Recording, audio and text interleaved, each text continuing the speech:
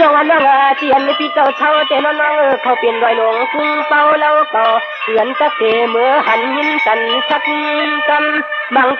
กำคำแล้วมันกลมจอเหมือนยังเมืองน้องเฮาลอย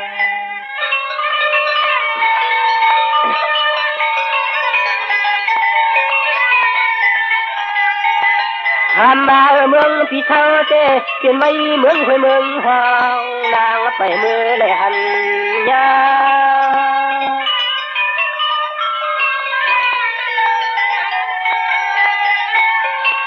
ลองวันน้องเตว่าตังกว่าดัดขาปีเมื่อวานก็คำเตะขึ้นตังมือน้ำชอนไปขึ้นจอมมาจองแล้วลูกเกลา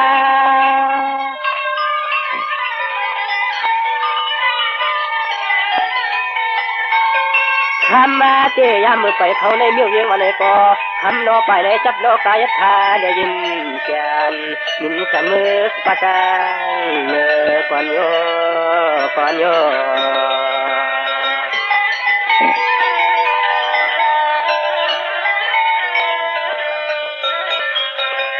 จงมาน้องปีเตปเบอร์เช่าเชจำรอยปล่อยเป็นตังเข็นเปียอำเป็นนังตั้งสู่คำลินคือมือจักยอมทุ่งว่ามันเขาเปลี่ยนลูกใจโอมันเช็ดให้ลืมเอาน้องนางเจ้า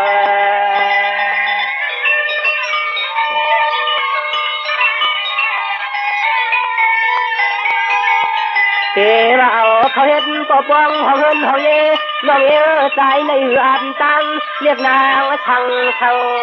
ทางกลางเย่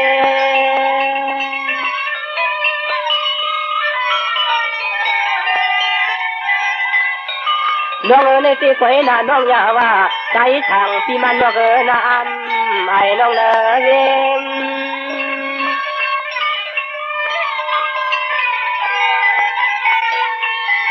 โอ้ยกาปวดที่ว่าจังสังนั้นที่นางหังหางามโอ้ยนาใจก็อันนาการโอ้ยกะใจพี่เจ้าเทวานกามมันจะสวย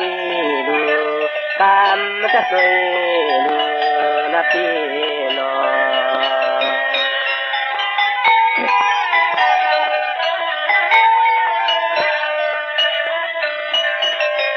จงว่าน้องปวนน้องปีอำไรมีเสก็ป้องก็ลาที่นวลช่องพายุเยี่ยมยังวังเรียกนางไปยังจอมน้องเสียวเสช่องเสกชากันยาปีโนช่องเตเสียมันเจ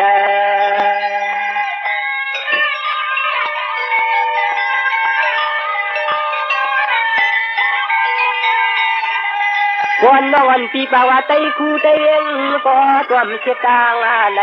ตัวมเสียตังไทยในก็คำใจขย้อนเขาเฮ็ดจังดูจุลมจุลามมันสุดโตยนะสัวสวย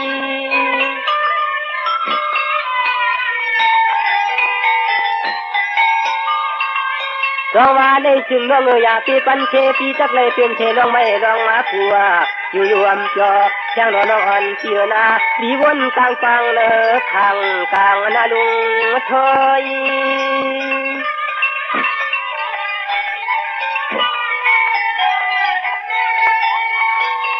คำมาน้องปีไว้กันให้ใจในกังก็เหลียวนึงกล้วยเลยเนาะเมื่อยำตัวเหลียวในใจขย้อนจึงชัวนำตามน้ำตาลกันในนางกลางละกลางกลางละกลางพี่น้อง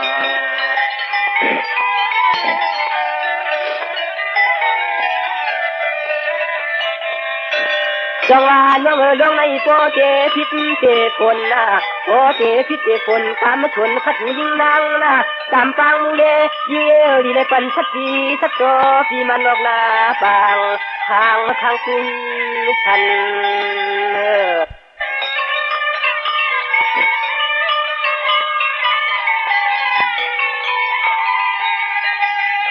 จงว่าโปเจเจนตา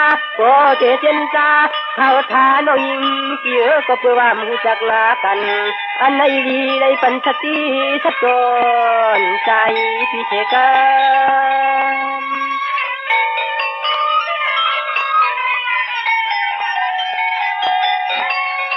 จ น้องพี่ก็จอมก็พยายามหอดยำฟอง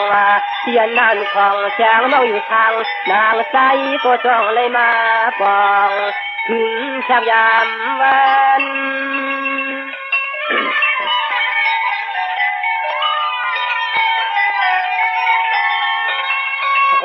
นี่คำในมันคือวิมลเหี่ยวจนปันข้านี่หมอกพอสุหักคนมาหยอกตาพี่เตอนอกใจเปล่าใส่ถังคนที่เมืองพอคือพอเพิ่มน้อง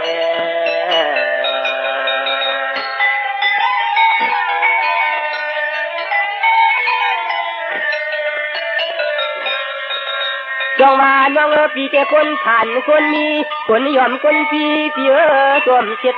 คน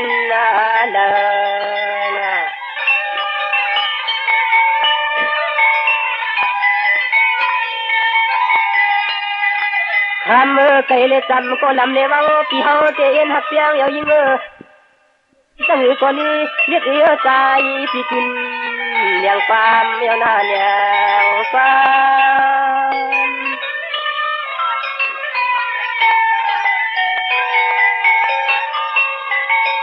น้องพี่เดตัวป่าโปเทวนป่า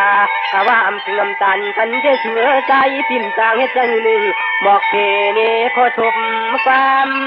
ยามในกว่าคำยักต่อให้เพ่งเพ่งอย่าเพียงนี้เสียงมีเป่าเต็มเท่าล้อหนุ่มใจยุ่มกำเพื่อนมา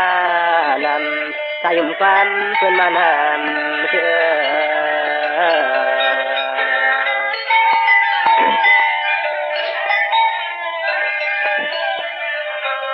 จงวานวังกำในปีก็เรียนขึ้นกว่าตัวทันจำปันมูเดเสียงคนเราเข้าใจก็รวมละไปอำเภอกระสุนเพื่อปอดันดีหรือจอมเชียงยอ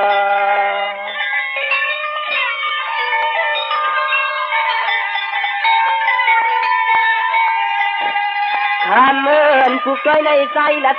ดูดำโคคำปังปันตันลำน้องในโกเฮาโตโปตันดีวางอยู่ในดีวาง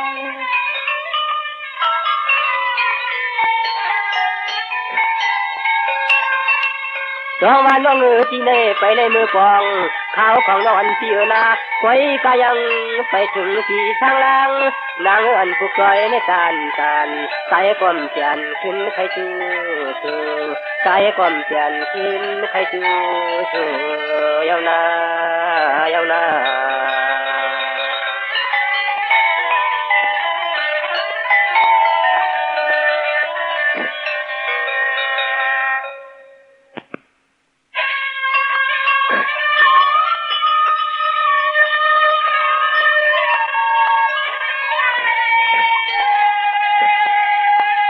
ร้องว่ายินก็ยินขึ้นเลยลื่นกลมผมลำมันตา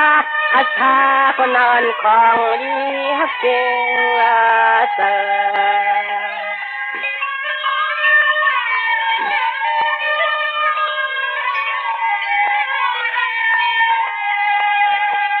ร้องว่ากำในใจเจขึ้นไปตะมังเยายิ่งนางนอนเปียนาปอแล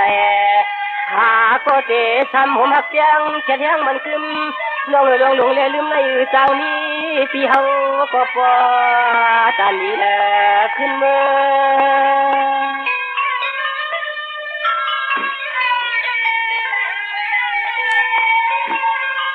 จองว่าน้องหันกันเต็มกาลอน้องโนทุกข้ามือตีเลยลอยผ่านใส่อ่อนเล่มขัดเลยยังนางตังพี่เน่ก็ลับขึ้นจอมสองตาตุ่มตีลูกลอยข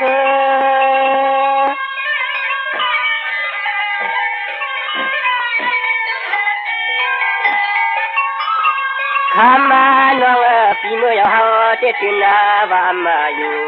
ท่านเมืองน้องเขาในนา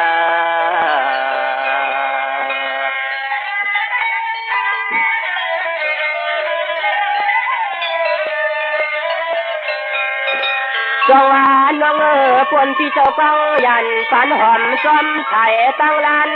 กำในเตหุตกะหึงนั่นเยาพี่เกเลยมาหันเยาเก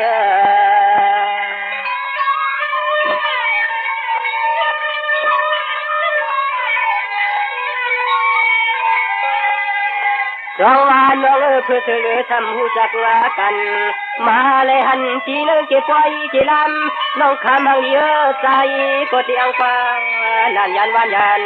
เมื่อ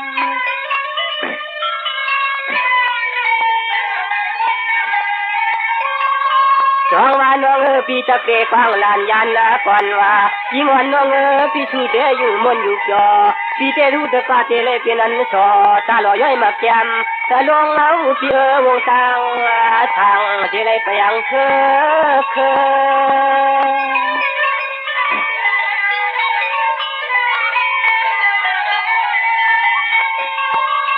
ยามมาเมื่อเดี๋ยวในพี่ทำมือนายอนพี่ใส่ทางเมืองอากาศใส่ก็ต้มขันกำบังกันลงใน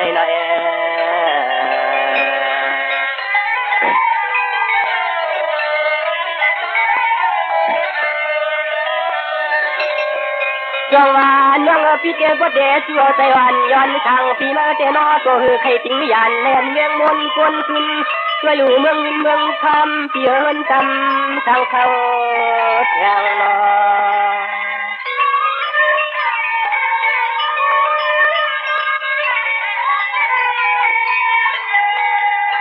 จงว่าก็เพื่อย้อนทางพี่ไปเลยมีเมียงเตเลยมือก่อนอ่อนตางเยาป่าอ่อนตาง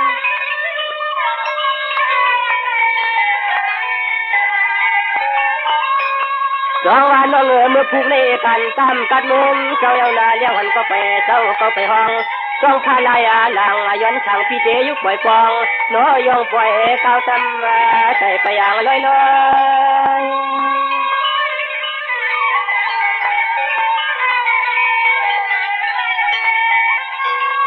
คำมาน้องนากำในใจก็ยังตัวเตเลยขึ้นเมืองเกินไปออกมากว่าถ้าหนุ่มเมืองเจ้ายานมันควรแค่นำมันนำในเยา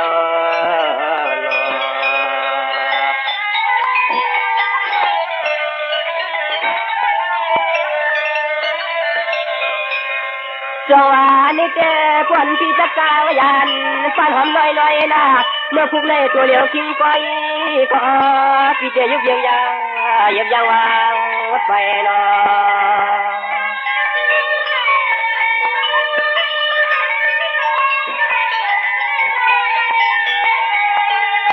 จงว่าพี่เจขึ้นมาจงว่าน้องพี่เจขึ้นมาและกำตัวคือจะมีแต่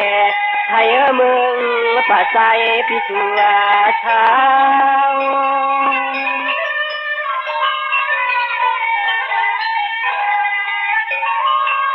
จงว่าน้องที่เตรียมมนำจอในก็ประบำในนี้เชก็สุพอป้องหัวมักก็นาจงว่าใจพี่ปิงลานยันยังเค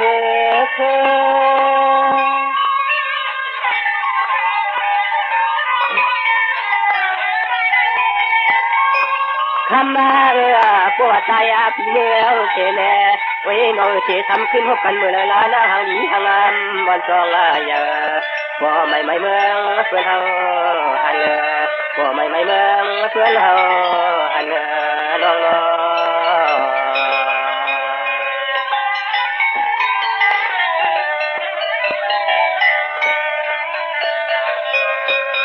จงว่าวันเสียหน้าจงว่าวันเสียหน้ากำไม่เคยรู้ข่าวจางใจวางจำเขาหน้ายันเจเมืองเราน้องเสียวเจคองเจชาจังฝ่าใจขึ้นเกินลอย